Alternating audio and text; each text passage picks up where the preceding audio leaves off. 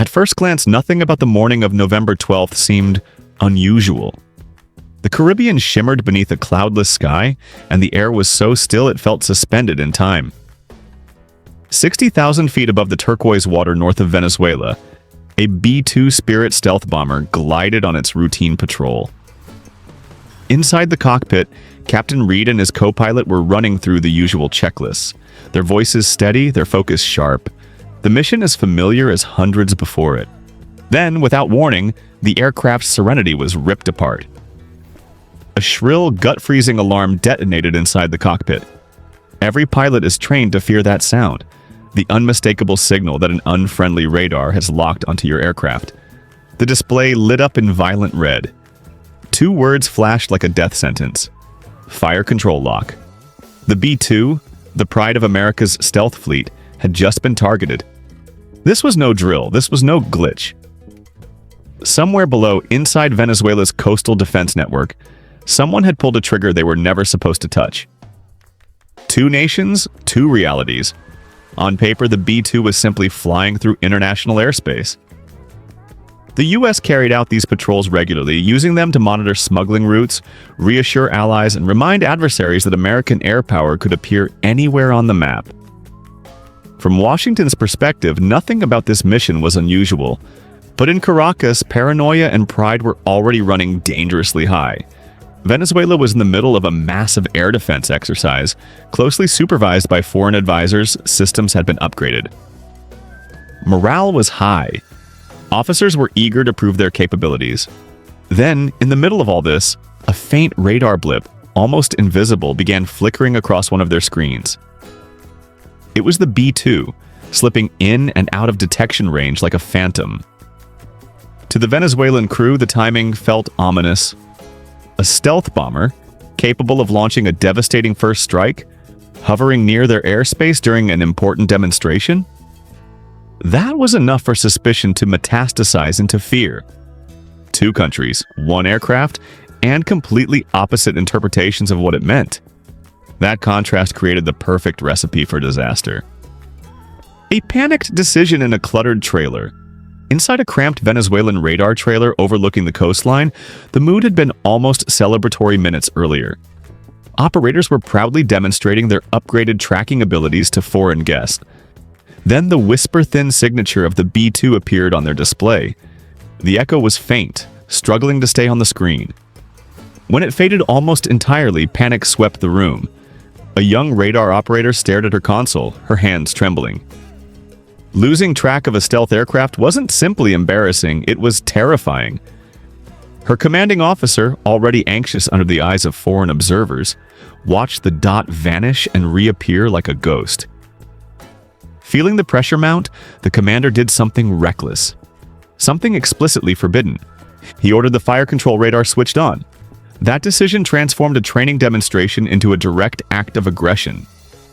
Search radar is passive. Fire control radar is not. It is the final step before pulling a trigger. And the moment those high-powered beams locked onto the B-2 Spirit, everyone in that trailer understood the gravity of what had just happened. Alarms in the sky? Up above, Captain Reed immediately sensed the change. The cockpit alarm shifted from its steady ping to a shrill, urgent shriek, the unmistakable cry of a hostile lock. His training kicked in with mechanical precision. He activated the B-2's electronic warfare systems, dumping chaff into the thin air and spinning up powerful jammers. The aircraft banked sharply north, trying to open distance.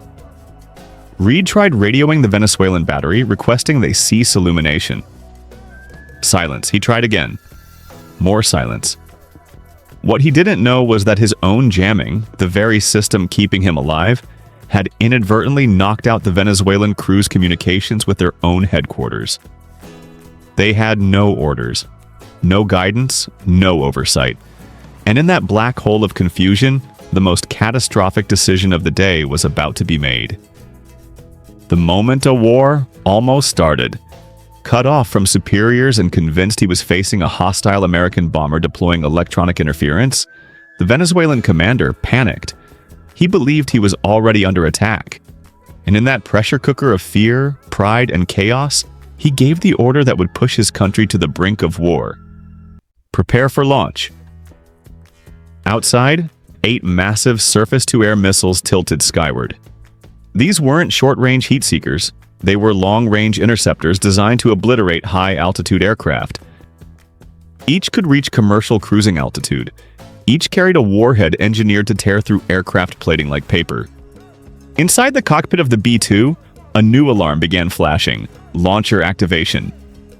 Reed's co-pilot's voice broke the tension. "They're powering the tubes!" Then it happened. The commander uttered the one word no one in that trailer should have spoken. Launch! 8 missiles exploded upward with earth-shattering force. A firestorm lit the hillside. Operators stumbled as the trailer shook violently. Thick fingers of smoke clawed toward the sky as supersonic projectiles streaked toward the stunned B-2 bomber. There was now no turning back. Venezuela had fired on the United States. A stealth giant fights for its life. Reed saw the missile indicators appear on his threat display before the co-pilot shouted, 8 incoming, 8 separate threats, 8 possible deaths. He buried the throttle forward and threw the bomber into a climb. The B-2 screamed protest. It wasn't built to dance, it was built to slip through the sky unseen. Violent evasive maneuvers risked tearing the aircraft's structure apart. But if Reed stayed level, they would die anyway. The first missile closed in. Reed dropped altitude violently, then jerked the aircraft into a banking climb. The missile overcorrected. The warhead detonated just above the wing, rocking the aircraft with a sonic punch that rattled every instrument panel. But it missed. 7 more were still coming. Reed deployed more countermeasures. The jammers roared. Chaff glittered behind them like metallic snowfall.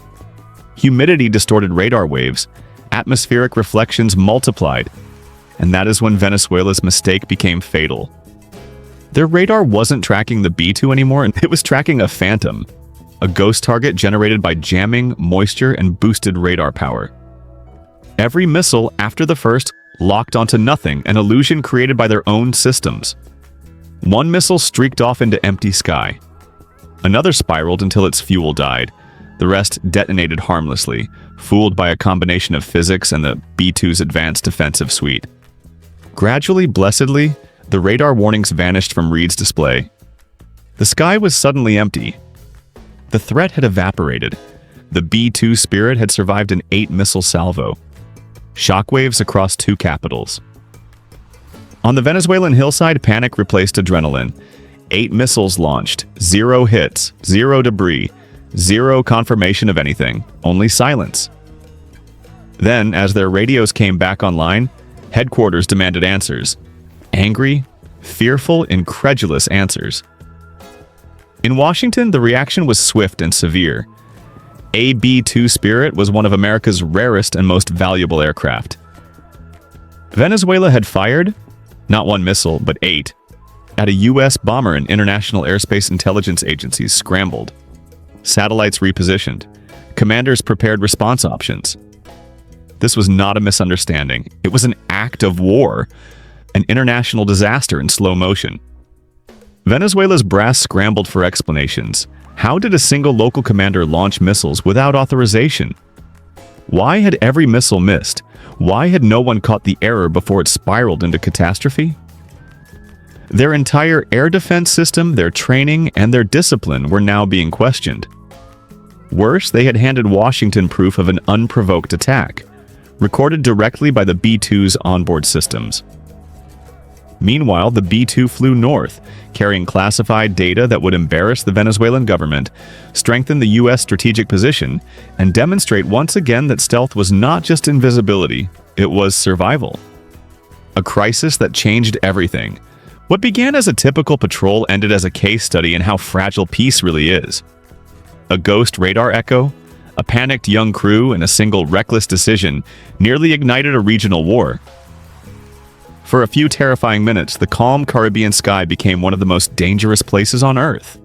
And when the smoke cleared, both nations realized just how close they had come to crossing a line neither could afford to cross. And that's the incredible true story of how a single radar pulse nearly triggered a regional war in the Caribbean. If you enjoyed this deep dive into a real-world incident that almost turned into an international crisis, make sure you hit that like and don't forget to subscribe. Thanks for watching. Stay curious, stay aware, and I'll see you in the next video.